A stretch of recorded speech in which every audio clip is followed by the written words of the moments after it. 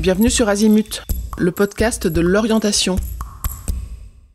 Vous écoutez un épisode du thème Année de césure au collège et au lycée.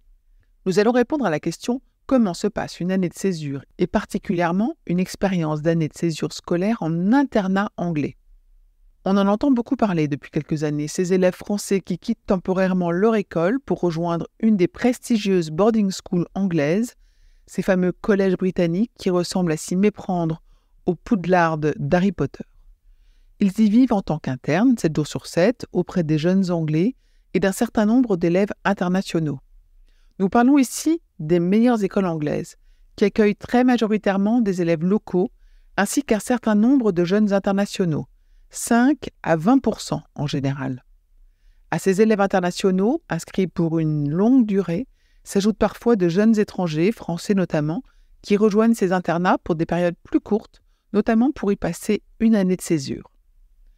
Comme vous le savez, les collèges anglais sont réputés pour la qualité de leur infrastructure, à la fois académique, sportive et artistique, pour leur pédagogie bienveillante, pour leur personnel attentif et pour leur ambiance familiale. Un staff compétent et chaleureux, des salles de classe accueillantes et modernes, des équipements sportifs de qualité, des studios d'art dignes des meilleures universités, de quoi vivre une expérience hors du commun. Au quotidien, les jeunes sont donc internes et vivent sur le campus 7 jours sur 7 dans des maisons d'internat, les boarding houses.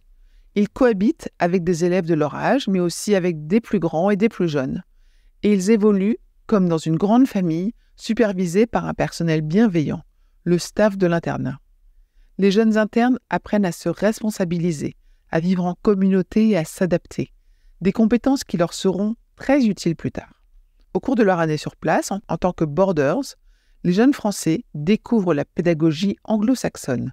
Ils suivent les matières anglaises, ils fréquentent des classes à petits effectifs, de 10 à 15 élèves en général, voire moins dans les grandes classes.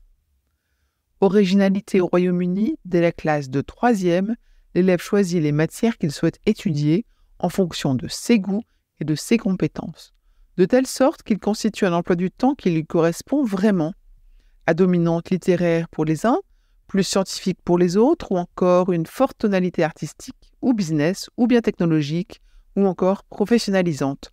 Un choix de matière large et des combinaisons nombreuses où chacun peut trouver son compte. Dans les écoles anglaises, les élèves bénéficient d'une pédagogie bienveillante. Ils sont encouragés dans leurs apprentissages, valorisés dans leur succès et poussés pour donner le meilleur d'eux-mêmes. Les enseignements y sont personnalisés et chacun bénéficie d'une attention très individualisée. Sans pression, avec un vrai équilibre entre l'académique et l'extra-académique. De quoi nourrir la confiance en soi et grandir harmonieusement. Une surprise pour les jeunes Français. Il n'est pas rare qu'ils retrouvent leurs professeurs de mathématiques ou de business sur le terrain de sport, en train de coacher l'équipe de cricket, ou bien dans la salle de théâtre à préparer le spectacle de Noël avec les élèves. Et c'est peut-être ce même professeur, on duty, dans l'internat certains soirs de la semaine, qu'ils pourront retrouver pour jouer au ping-pong ou au billard après le dîner. De quoi nouer avec les adultes des relations différentes de ce qu'ils connaissent dans leur établissement français. Enfin, vous le savez, dans les écoles anglaises, les élèves portent un uniforme pendant le temps scolaire, entre 8h30 et 16h. Les petits Français se prêtent aussi au jeu et l'expérience prouve qu'ils en sont plutôt très fiers. Alors, cette expérience en collège anglais, pour qui est-ce ? Un certain nombre d'élèves français partent donc pour une année complète en internat anglais. Des écoliers dès le primaire et des plus âgés, collégiens ou lycéens. D'autres choisissent de vivre cette expérience sur une durée plus courte, un trimestre, un semestre, voire quelques semaines seulement. Tout est envisageable, sous réserve que l'établissement d'origine de l'élève ait donné son accord. Et pour finir, soyez assurés que cette très belle expérience est envisageable quel que soit le niveau scolaire de votre enfant ou de son niveau d'anglais. Elle n'est pas réservée aux bons élèves ou bien à ceux qui ont des difficultés. Et le niveau d'anglais n'est pas un obstacle. Un élève dont le niveau de langue est vraiment fragile ou à l'inverse, un jeune parfaitement bilingue, seront tous deux très heureux à partir de quelque temps dans un collège anglais pour y vivre cette expérience hors du commun. Alors, go! Je vous retiens quelques secondes de plus et je vous remercie pour votre fidélité et votre attention. j'avais 2 messages à vous faire passer.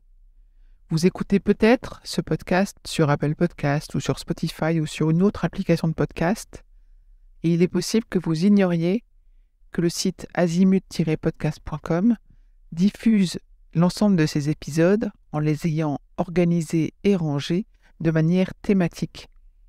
Ceux qui connaissent ce site sont vraiment contents de pouvoir y écouter sereinement chacun des épisodes et de pouvoir utiliser ce moteur de recherche. Deuxième message, sur ce même site, vous pourrez vous abonner à la newsletter. La newsletter, je l'ai surnommée l'hebdo de l'orientation. C'est une newsletter qui, comme son nom l'indique, est envoyée chaque semaine, le mardi pour l'instant. Et c'est dans cette newsletter que vous trouvez les indications des nouveaux épisodes, des guides que nous diffusons et de temps en temps, nous vous annonçons les masterclass, les ateliers, etc. que nous organisons. Bref, je vous conseille vivement de vous abonner à cette newsletter. À très vite et encore une fois, merci de votre fidélité avec Azimut. Parlons orientation.